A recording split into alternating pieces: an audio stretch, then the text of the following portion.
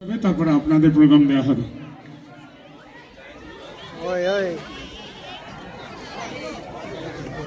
এবারে একটি বাস্তব দৃশ্য বর্তমান দেশের তথা পৃথিবীর চিত্র তুলে ধরবে কবিতার মাধ্যমে আমাদের পার্শ্ব শিক্ষিকা বনশ্রী মাহান্ত। তারপরে আমরা নাচ দেখব সোহানা পারভিনের কালো ভ্রমর এই গানের তালে ছন্দে। তারপরে আমরা প্রথম পর্বের বিদ্যালয়ের অনুষ্ঠান শেষ করব, বহরমপুরের অনুষ্ঠান আমরা দেখব তাদের। তারপর আমরা আমাদের অনুষ্ঠান আবার ফিরে যাব।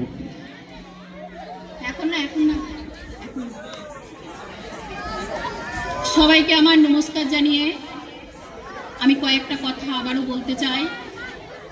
আবারও ধন্যবাদ আমাদের প্রধান শিক্ষক মহাশয় সহ সকল শিক্ষক শিক্ষিকাগণকে, ছাত্রছাত্রীদেরকে যে এমন একটি সুন্দর দিন উপহার দেওয়ার জন্য।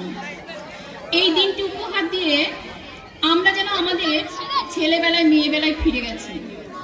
সাংসারিক চাপ, শারীরিক চাপ, পরিস্থিতির চাপে আমাদের অনেক ভালো লাগা আমাদের মনের তলায় চাপা পড়ে গেছে। এই আজকে এই দিনটি ফেরত পেয়ে যেন মনে হচ্ছে, এই দিনটির জন্য যেন মনে হচ্ছে আমরা যেন আবার সেই দিনগুলি আমরা আবার ফেরত পেয়েছি। আনন্দ করছি, উচ্ছ্বাসে আমাদের মন ভরে উঠেছে। আমি যে কবিতাটা আবৃত্তি করব না, আমি আজকে একটি কবিতা পাঠ করে আপনাদেরকে শোনাবো, কেননা আমারও সেরকমই অবস্থা। আমার কবিতা আবৃত্তি করার মতো, মুখস্থ করার মতো পরিস্থিতি নেই, তাই আমি আপনাদেরকে পাঠ করেই আমি শোনাবো। তাই ভুল ত্রুটি জায়গা হোক, মার্জনীয় ক্ষমা করবেন। সুদীপ ভট্টাচার্যের অঞ্জলি।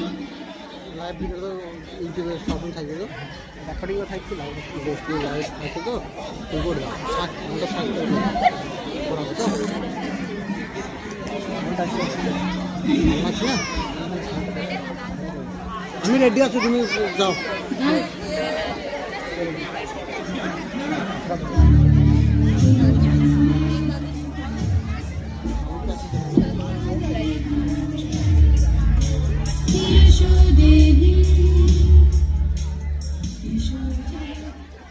যে মেয়েটিকে ধর্ষণ করা হয়েছিল কাল রাতে, আজ পুজোর দিনে ঘরের কোনায় বন্দি সে। আর যে মানুষটা ধর্ষণ করেছিল ওকে, নতুন জামা কাপড়ে আসছে কেতা দুস্তর বাঙালি। সকাল সকাল স্নান সেরে ধপধপে সাদা ধুতি পাঞ্জাবি পরে পুজো মণ্ডপে এসে মহাসপ্তমী অঞ্জলি দিচ্ছিলেন এই মাত্র। গতকাল ধর্ষণ করতে যাওয়ার আগে মহাষষ্ঠীর ভোগ খেতে বসেছিলেন তিনি পুজো মণ্ডপে। লম্বা টেবিল, পাশাপাশি ভোগ খেতে বসেছেন কয়েকশো মানুষ। ও পাশের টেবিল থেকে কে যেন বলে উঠেছিল, আজকের এই বিশাল মেনু খাওয়াচ্ছে অমুক দাদা। যে লোকটি ধর্ষণ করেছিলেন কাল রাতে। এক হাতে খাবার নিয়েও দু হাতে হাততালি দিতে কার্পণ্য করলেন না কেউ। পাশেই বসেছিলেন এপাড়ার সব চাইতে বয়োজ্যেষ্ঠ মানুষ। কবরে ইয়া বড় রসগোল্লাটা খুব কায়দা করে একেবারে মুখে তুলে নিয়ে চাবিয়ে চাবিয়ে বলে উঠলেন, এত বড় রসগোল্লা আগে খাইনি কখনো বাবা। রাজনীতি করা নানটুদা বসেছিলেন দূরের টেবিলে, চেঁচিয়ে বলে উঠলেন, খাবারটা তো ভালোই হয়েছে, কিন্তু সামনে ভোট, আমার ছেলেদের জন্য কয়েকশো প্যাকেট বিরিয়ানি পাঠিয়ে দিতে হবে কিন্তু। যে লোকটি ধর্ষণ করেছিলেন কাল, কিছুক্ষণ আগে পুজো প্যান্ডেলে খাবার ভীষণ স্বাভাবিক সেই লোকটা। আর মেয়েটি চুপ করে কেঁদেই চলেছে, কেঁদেই চলেছে। চারপাশে অনেক আওয়াজের মধ্যেও মেয়েটির কানে এসে পৌঁছায় অঞ্জলির মন্ত্র, সংগ্রামী বিজয়ং দেহি ধনং দেহি সদা গৃহে। মেয়েটি কেমন জানি হয়ে যায়, এতক্ষণ কাঁদছিল সে, এবার চোখ মুছে ফেলে দু হাত দিয়ে। তখন মন্ত্র ভেসে আসছে, আবেশময় হয়ে রয়েছে চারপাশ।